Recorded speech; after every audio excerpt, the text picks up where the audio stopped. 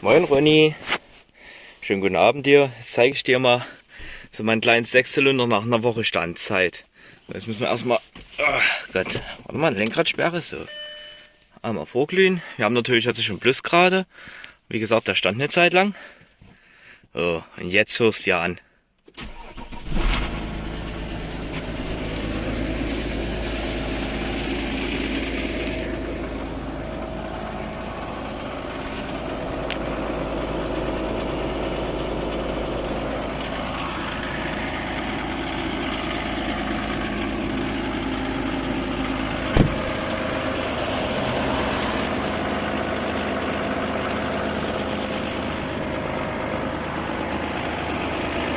Klingt geil, oder?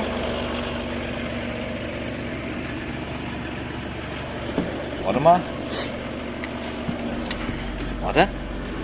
Warte.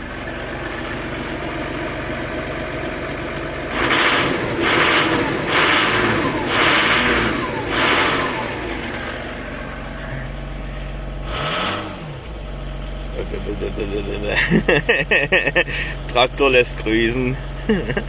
Bis morgen.